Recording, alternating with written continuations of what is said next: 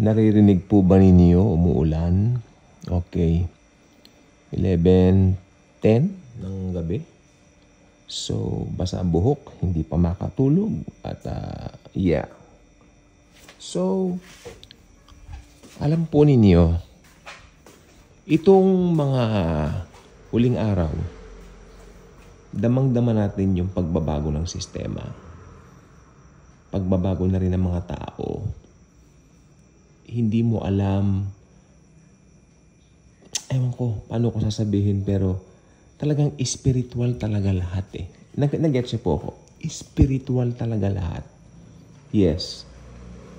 Mas totoo yung spiritual kaysa dun sa physical na nakikita natin ngayon. Heaven is much real kaysa dito sa mundong ibabaw. Tingnan ninyo, makinig pong mabuti. Ako, even though sabihin ko yung mga pangalan, you don't know them. Kaya hindi lang po ako magbabanggit. May napansin po ko, kamag-anak po namin siya. Pero hindi yung sinasabing, anong tawag doon? Yung malapit talaga. Kumbaga first degree kamag-anak. Hindi po ganun. Malayo-layo. Malayo-layo. This person, ano siya noon? Makikita mong, kumbaga parang humble, mabait. At ito na pong nangyari, maingay po yung aso, may sugat po kasi siya. Yung taong ito, kamag-anak nga po namin, ay parang nagkaroon ng, sabihin na po natin, pagbabago sa kanyang life. I will not detail any specific term here, pero sabihin na natin, nakaangat-angat, you know what? Yeah. Then gradually, I observe her. Babae po. Tiyahin nga namin eh. Malayo nga lang. Buti naman. Thank you, Lord. Yung actuations, yung pagtrato niya sa mga tauhan niya, kasi may negosyo po sila. Actually, mga kapatid po niya yung mga trabahador niya. Nakita ko yung pagtrato niya at sinusumbong nga po sa akin ng pamangkin niya. Siya. So, ako tinignan ko, Lord, kako, talagang yung kaaway namin, hindi namin nakikita. Kako, si Satanas talaga eh. At work siya eh. Di ba? At work siya. Alam niyo po ba ang mga tao ngayon, magsisimula ng humble? Ewan ko po sa inyo ha, pero may nakita na po ba kayong taong nagsimulang ang bait-bait?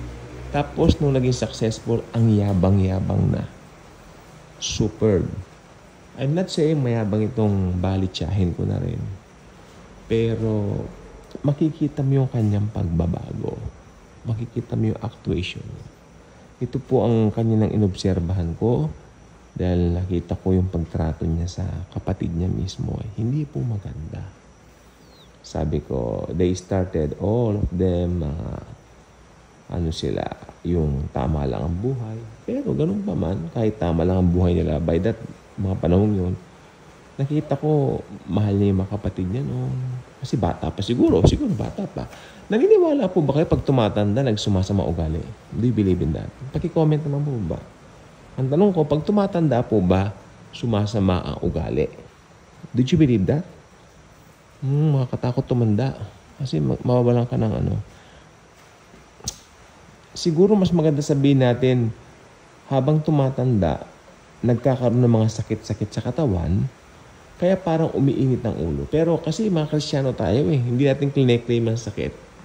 We don't claim sicknesses, we claim healing. We are healed. Di ba? Yun. Siguro, kasi matanda na rin itong sinasabi ko, nagkaedad na. At wala siya kay Lord. Hindi niya kilala si Jesus.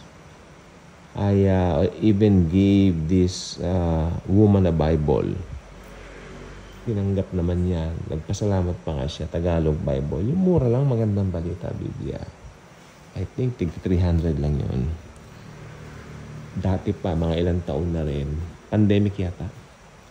Pero, ang nakita ko po talaga this time, ang laki nang nagbago na sa daigdig na ito. So, ang kaaway natin talaga at work, si Satan, I'm not saying na mag-ingat tayo kay Satanas kasi greater is He who lives in us than He who resides in the world. Hindi tayo pwedeng matakot kay Satanas. Takot siya sa atin. Ayun ang totoong stand natin. At saka mas totoong tayo mga born again, meron tayong mata ng espiritu. Amen? Meron tayong matang espiritual. Yan ang mga bagay na wala ang mga hindi mananampalataya. Ang mga hindi mananampalataya, all they can see is yung mga bagay lang dito sa mundo. To see is to believe. Remember nung nabuhay muli si Jesus, wala si Thomas na magpakita si Lord Jesus doon sa mga disipulos na natira. Ngayon, nakita nila ang Panginoon, di ba? Nakita ng mga disipulos. Ngayon, the following week, nung dumating si Thomas, pinakwento nila, nagpakita ang Panginoon, ganito. Pero wala ka naman. Pero nakita namin, hindi ako maniniwala. Sabi niya, hanggat hindi ko naidadaiti ang aking mga kamay sa ganun, bla bla bla, diba? Mga daliri niya, paan niya, tagiliran niya, hindi ako maniniwala. Malakas ng ulan. Okay. Pero the following week, nagpakita si Jesus. Makinig kayo sa sinabi ni Jesus, sabi niya, Thomas, come on here. Put your finger on my side. Kasi doon po sa tagiliran, di ba, inulus siya roon. Tapos sabi ni Thomas, my Lord and my God. Sabi ni Jesus, do you believe now because you see me? Sabi ni Jesus sa kanya, blessed are those who don't see me and yet they believe. Yung mga hindi nakakita sa akin, bagamat hindi nila ako nakita, naniniwala, mas blessed sila.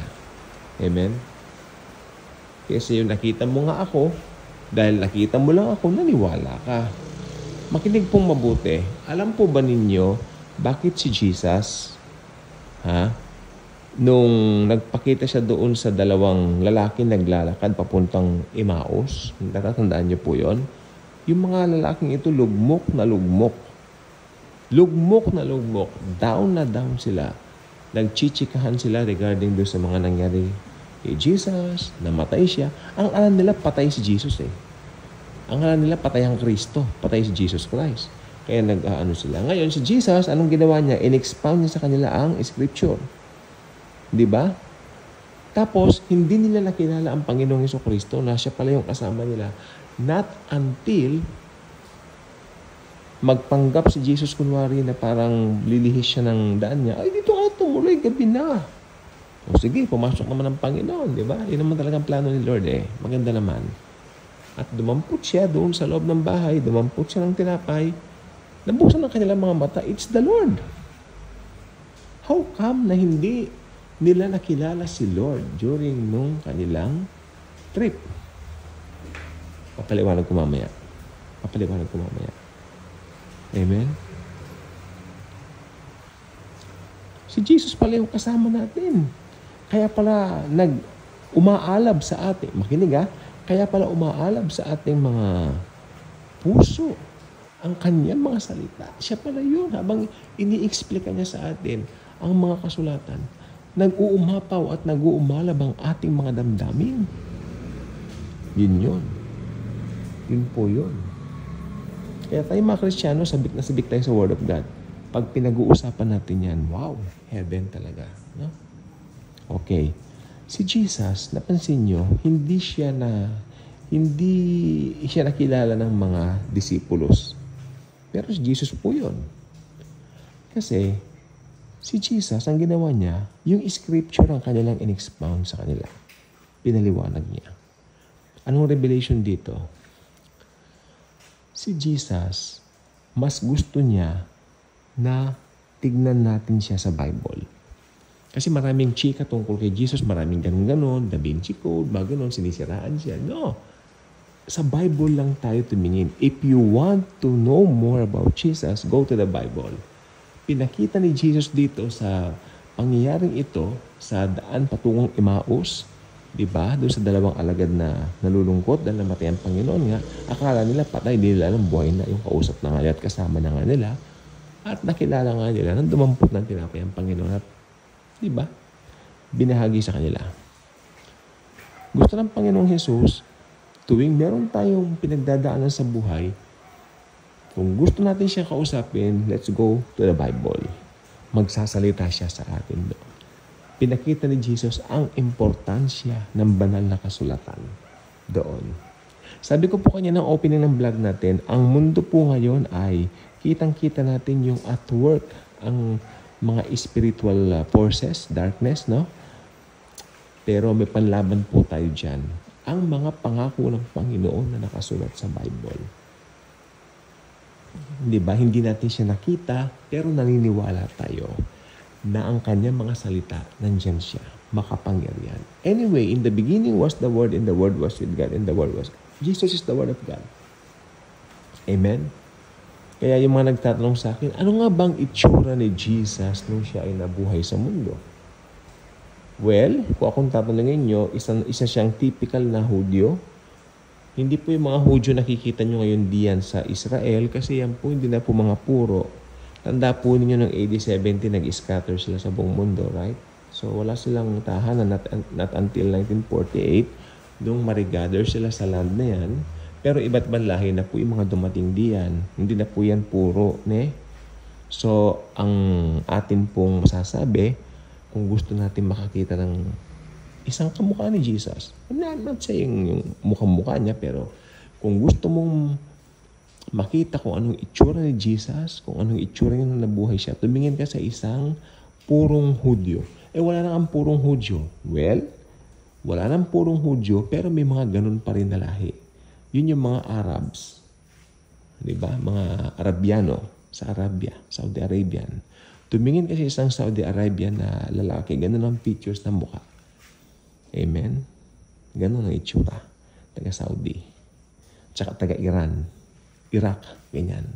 Ganyan ang itsura ni Jesus. Si Jesus, hindi niya niloob na mapicturan siya. Hindi niya niloob na anong tawag dito? Ma-invento na itong mga ganitong mga cellphone na may camera that time. Kasi, pag napicturan siya, sasambahin yung litrato niya. Ayaw ni Jesus yun. Gusto niya, sabi niya, doon sa babaeng Samaritan, di ba, nung siya ay nauhaw, sabi niya ganon, darating ang panahon, sasambahin ninyo ang Panginoon sa Espiritu at sa katotohanan. Yan, gusto ni Jesus, we will worship Him in His Spirit and in truth. Meron po akong nirebuke na isang, actually matanda na rin, may edad na rin. Sabi niya, nakapanood daw siya ng pelikula tungkol kay Jesus. Sabi niya, pag ako'y nananalangin, yun ang iniisip ko ng mukha niya. No. Excuse me. Ako. Ganito yan, ha? Ako sa kanya. Wala kang i-imagine ng mukha ni Jesus. Pray in His Spirit and in truth. Yan ang sabi ko. Wala kang ini-imagine ng mukha niya. Basta, umikit ka. Alam mo nandun ang presence niya. Amen? Anyway, yung mukha ni Jesus makikita natin sa rapture. Tandaan nyo, kung ano yung itsura ni Jesus na buhay siya, He is the same yesterday, today, and forever. Makikita natin yan sa rapture. Kaya ano pa? Diba? Makikita naman natin siya. Yung talagang mukha niya, kung anong itsura niya. Mukhang Saudi Arabian yan. Talaga, sigurado ako doon. Mukha siyang Iraqi, mukha siyang Iranian. Kasi yun po, ganun ang itsura ng mga pure na Hudyo. Yes. At sa pagdating ng rapture, makikita natin siya. Pero ngayon, pag nananalangin ka, ako doon sa nagsabi na, kasi napanood doon niya yung Jesus of Nazareth ni Robert Powell. Pag ako'y tumipikit, ayan ang ini-imagine ko na mukha niya. Kinakausap ko yan. Idolatry yan. Idolatry po yan, ma'am. Mali po yun. Ay, na-invite pala namin ito sa isang Bible study. Yes, so, na-invite namin siya sa isang Bible study. So, believer din po ito. Believer din po siya. Pero na-invite namin sa isang Bible study dahil doktora po ito at naghahanap daw siya ng Bible study. Matagal na rin po kasi ito. Sabi ko, pag pumipikit kayo, huwag kayong mag-i-imagine ng mukha ni Jesus. Wag. That's idolatry. Pag pumikit ka, Lord Jesus, kausapin mo siya. Importante yung presensya niya. Di ba? Hindi yung kung ano yung itsura niya.